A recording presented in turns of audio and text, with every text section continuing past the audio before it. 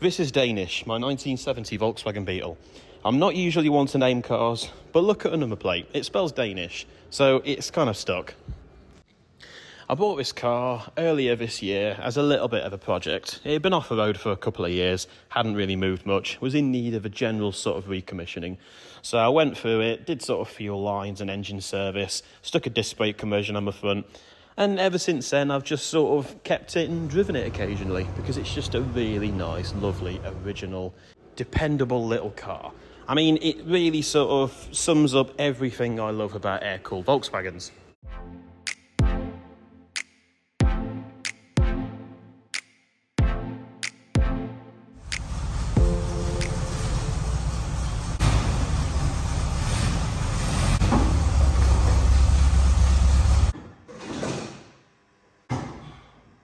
Hello everybody, welcome back to the EvaResto YouTube channel. As you saw in the introduction, this is my 1970 Volkswagen Beetle, known as Danish because of the cool number plates. We're going to be building this car, not in like a mega super ultra build way like this car here, where it's too nice to use and too nice to leave outside or like get rained on or anything like this. No, instead, we're going to be building this car in a little bit more of a straightforward way. We started off with a good car already. It's a really nice, straight, solid car. We're going to be doing air suspension, wheels, maybe some interior, maybe some engine, maybe a few little bits extra to that. And we're going to build a really cool car that can still be driven every day and enjoyed. So we're going to fit a few modernising things, maybe do a nice radio, some heaters, stuff like that. We're going to keep this car as usable as possible, as it is right now as a standard car. But of course, we can't really leave anything alone here. We like to modify things, we like to lower things and fit cool wheels and all that kind of stuff. So it was never going to last too long as a standard car. So the brief for this build is as simple as possible.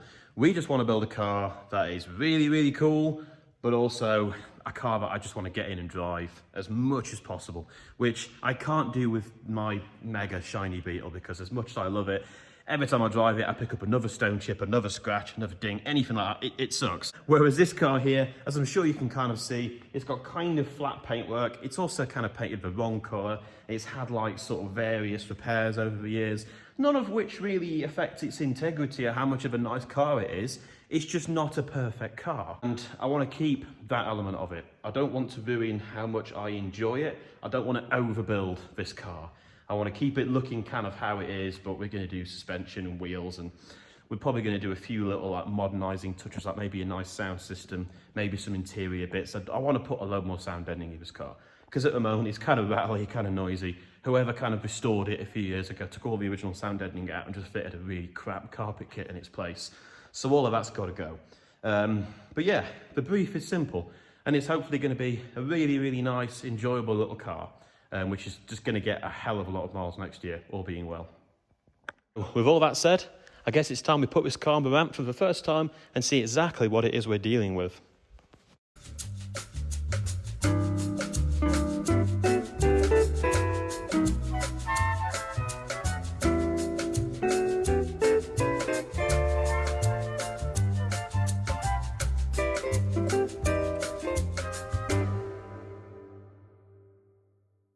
So now we've had a good look underneath this car, made sure everything's good, it's time to get this car pulled apart, all the old suspension off, ready for the new parts to go on.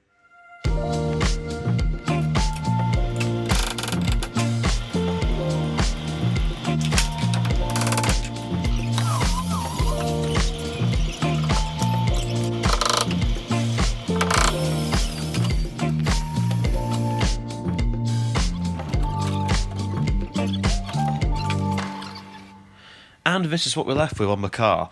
The original beam has had a lot of repair work, none of it any good, so it's got to come off.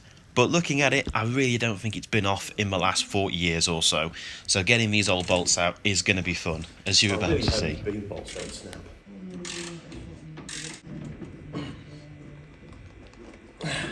Mate, I've got a beam bolt that's going to snap here. Yeah. I reckon.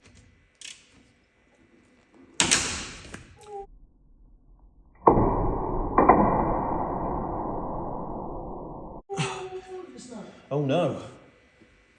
I mean, that's better than the other one breaking. I really like that ratchet as well. Oh, that felt bad. But good at the same time. Oh, broke my spanner. Oh no, please. I can hear it, No, don't say that. Don't be like that. Because you turn it, it's not making a noise. Oh. Yeah, it's broke. Wonderful. Right, this one's also going to break, I think.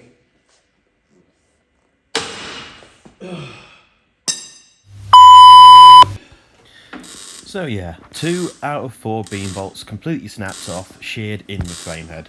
Doesn't happen very often, but when it does, it's an absolute nightmare.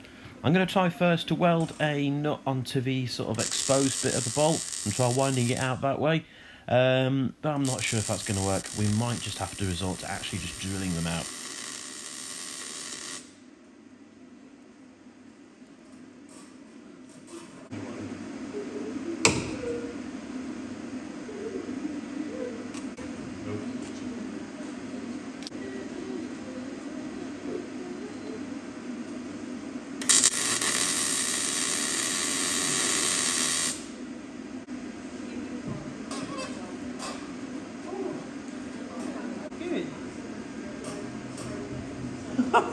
I think it. Oh.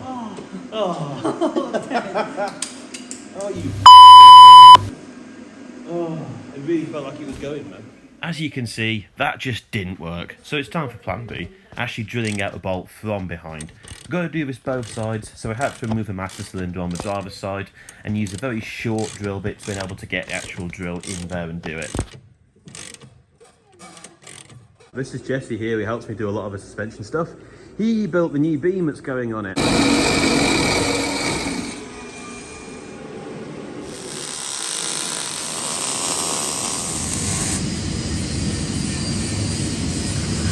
Hey. And he also drilled out this, which is really nice. From behind. Oh god, it's getting mad. Shrapnel. Oh, there we go. You know. Nice. Oh. There we go. There we go. While it's all apart, little areas like this are all a little bit sort of cruddy and flaky. I'm going to give these little bits a bit of a paint up, make them look a little bit more presentable. Same with the frame head. It's in good condition, but it really is in need of a good clean up and a bit of paint. So it's going to look a lot nicer before we put all the new shiny stuff back on. It's now time for my least favourite bit. Oh, this thing's noisy.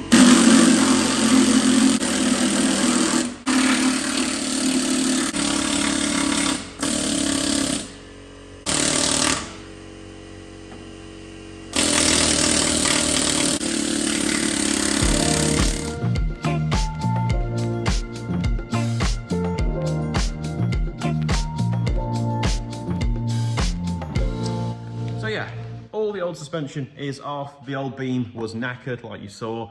I kind of knew that when I bought the car. I saw some pictures of the underside. I saw the patches on the beam and I thought, okay, at some point we're going to have to replace that beam. So it's good we're doing this anyway, because even if we weren't to do the suspension, we would have to swap that beam out because it was just kind of straight dangerous. Now all the old suspension is off. We've given all this a good clean up, bottom of the spare wheel well as well, and blacked that nicely so that looks a little bit neater.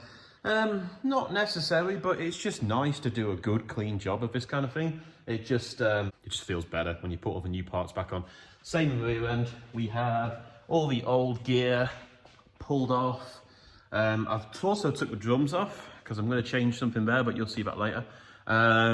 Clean these shock towers up a little bit, just give them some stone chip and just tidied up a few little bits on the inner wing. And now we're dead ready for the next stage, which you can kind of see behind me over here, this very colourful looking setup. So yeah, that's all for now. Thank you very much for watching. Next time, we're going to fit the air suspension, we're going to fit the wheels we want to do, we're going to do a brake conversion as well, because the wheels that we're going for aren't actually a standard stud pattern for this year car. And yeah, the first stage of this car should be the sort of biggest one. And It's going to look fantastic. I can't wait to get it on the floor and actually get some miles on it and start enjoying it again. And of course, thank you so much for watching. Any likes, clicks, subscribes, anything like that goes such a long way for us. I'm not any good at this still, as you can probably tell. It takes a lot of takes, a lot of attempts to get anything that's even slightly watchable. But seeing people actually watch it, make a comment, anything like that, it goes a long way. So thank you so much, guys. And yeah, until next time, thank you very much.